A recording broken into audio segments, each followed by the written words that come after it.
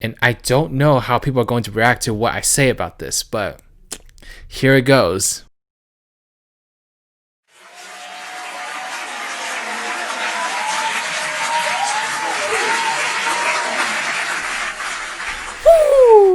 Hello there, beautiful humans. My name is RidersDX, and welcome to another rendition of Late Night Riders, the one talk show that takes place in a bedroom. And on tonight's show, we're going to be talking about greedy motherfuckers. And what better example to harp on than the concept of Spongebob spin-offs? It's like if Taylor Swift made a rap album, like no one is asking for it.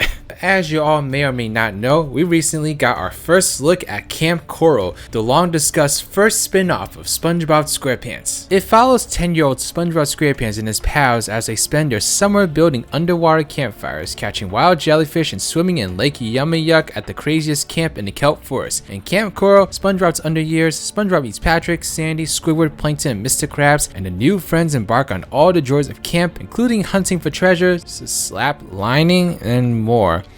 What in the world is slap lining? So okay, we got this image of CGI in its full glory, I guess, and basically the future of all animation, which is a whole nother topic I could get into. So just some general thoughts about this image. First of all, thank God that they changed Patrick's eyes back. Like, that was just nightmare fuel, I'm sorry. Also, is Mr. Krabs the same age as everyone here, or is he like 100 years older like the show always suggests? You know, I wonder how that's gonna be incorporated. And also, why is Sandy in a tutu? Like, how does that suit even work now? I don't know. These are just stupid questions that the writers obviously or probably do not care about. I mean, I'm not the first person to say that there's a glaring plot hole here in terms of the fact that SpongeBob is not supposed to have met Sandy or Mr. Krabs until the first season of the show. So what are we to say about this? Maybe the whole cast gets their brain wiped at the end of the show? Like, who knows, honestly? Like, anything is possible at this point. Spin-offs in general have never been that appealing to me. Like, I think back to all my favorite TV shows and try to think, man, did I like that spin-off or not? And I can't really think of a single TV show where I liked a spin-off just as much or if not more than the original show. But spin-offs where the characters are aged backwards, like, never succeed. Like, I can't think of one example of a TV show where the characters are aged backwards where it was actually appealing and great. I mean, there's an example of the opposite where the Rugrats was turned into all grown up, and that was actually a really nice transition, you know? I think that worked because you got to see the character development like before your very eyes, like from babies to teenagers.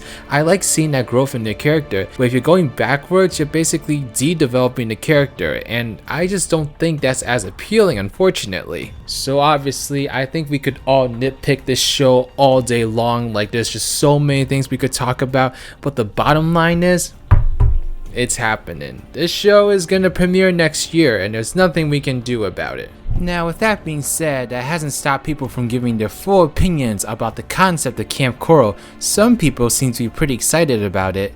I'm interested what this brings to the table. I don't care at all about plot stuff because this is a spin-off. It has nothing to do with the show in terms of plot. Also, the cast looks adorable. Despite the controversy surrounding this, I'm looking into the show with a positive eye. It might not be perfect, but I do know that the creators are going to make this show the best it can be considering it has some of the same writers from the original. Others, of course, are very concerned or just not looking forward to this show. My biggest issue lies in the fact that it exists anyway. Stephen Hillenburg never wanted any spin-offs, yet the second he passes away, so many get announced. The spin-off is sad and disrespectful. Stephen Hillenburg said no to any spin-off series and Nickelodeon is stomping on his grave for money. Sandy looks like she belongs in Alvin and the Chipmunks. Others seem to be a little bit more divided on the show. The drama behind Kamp Koral is honestly very frustrating and I always try to keep my distance from it. But if I'm giving my honest opinion here, I'm not very intrigued by the series as a whole, but I'm not saying it will be god awful as most people make it out to be. The people who are working on it are talented, so it may not necessarily be bad.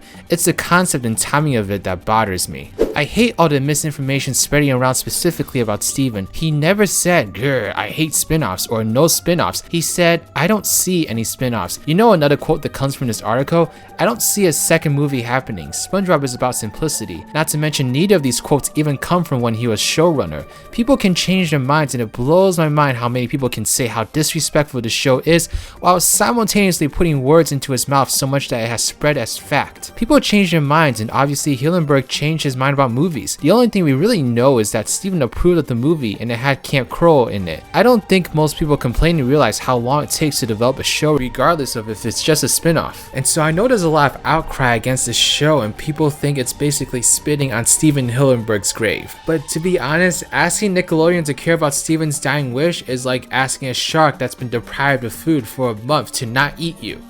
You in danger, girl. Nickelodeon is a for-profit business, and honestly, they would be dumb for not trying to profit off of the most successful franchise they ever and probably will ever have. Does it suck that they're doing this against Stephen's wishes? Hell yeah, it does. But it makes sense from their standpoint as to why they're doing it, and so from that point, you know, I can understand. I don't have to like it, but I can understand. But there's something about this argument that has been bothering me for a while, and I don't know how people are going to react to what I say about this, but here it goes. I really do caution people for arguing about the show's existence based off of Stephen Hillenburg's alleged words. None of us can truly know what Stephen's reaction to the spin-off would have been. Did you know that he initially wanted the show to end after the first movie actually? Obviously he didn't get his wish and he even left the show because of it. Well, I don't know if he left because of it, but he left I guess because he didn't want to personally work on the show anymore. But I can well imagine that he probably came around to the idea eventually, especially considering how much bigger Spongebob has gotten since that time, and he even came back onto the show to work on some more episodes, and so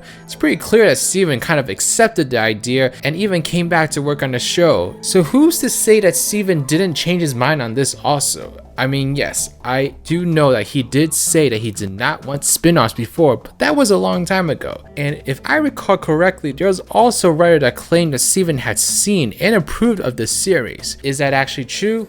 We will honestly never know. Yay, writers from the future here. So I decided to look a little bit more into this because I didn't want to look like a dumbass. And so this quote actually comes from the script coordinator named Danny Giovanni. And he has two quotes that I found on Instagram. The first one from May 19th, 2020, where he said, "We all like what we're doing and Steve absolutely knew about it before he passed. That's why it's in the third movie. Everyone is getting this weird rumor from Paul Tibbitt's tweet, but that dude hasn't worked on the show in years. He has been out of the loop for so long. Please just give the show a chance. You will be very impressed." For context, this is the tweet that he was referring to.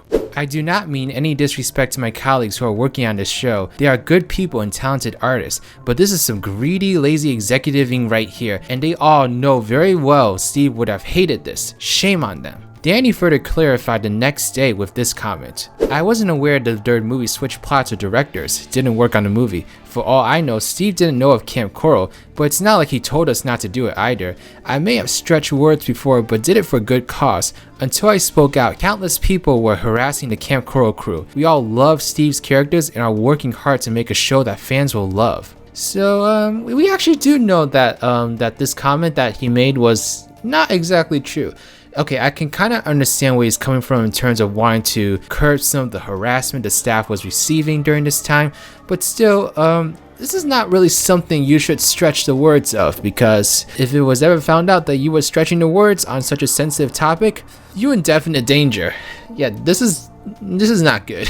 But I'm glad I looked into this and kind of actually saw the outcome of it, because I did see the first comment, but I never saw the second follow-up comment that he made. Anyway, back to past writers. I personally think it's more productive to argue about the show's existence based off of its concept itself. I don't think the idea of de-aging characters is ever a good idea. I can't think of one example of a TV show that was able to pull this off. Every time this idea is played out on TV, it just pales so much in comparison to the original and kind of just leaves a stain on the legacy of the franchise. But nonetheless, I do make it a thing to be open-minded to new things. I will give it a shot. I love SpongeBob. I'll take a look at it. I do know that the original voice actors and some writers from the show are helping out on this, and so at least it's gonna have a similar quality from what I'm thinking. I do think the CGI animation does look nice so far. The characters are well designed. I mean, yes, there are some weird quips that I talked about earlier, but overall the animation looks pretty solid so far. Characters are well designed, and it might be cool to see SpongeBob completely CGI for a series. At least it's different. If it was like the exact same thing as the original TV show, then there wouldn't really be a a point to the spin-off, and so at least they're trying to give us something a little bit different and a little bit more fresh. But yeah, what do you all think about Kamp Koral so far? Are you excited for it? Are you upset about it? Let me know why not in the comment section below.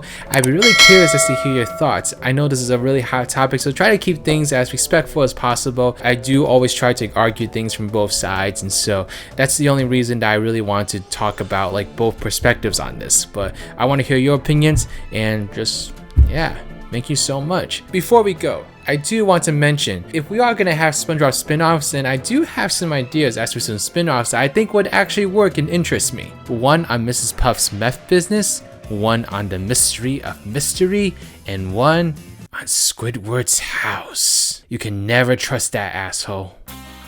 Thank you so much for watching this video. Special shout out to the Nerd Corner, Killer Lemurs, Team Right with Sign Gamers, Johnny Hinton Ortiz, Trash Q, Abraham Muter, and Mass Muter. These are my patrons / YouTube members. If you'd like to become a patron or YouTube member and get access to a whole bunch of different perks, then please check out the links in the description box below. But alright, this is Riders, riding out.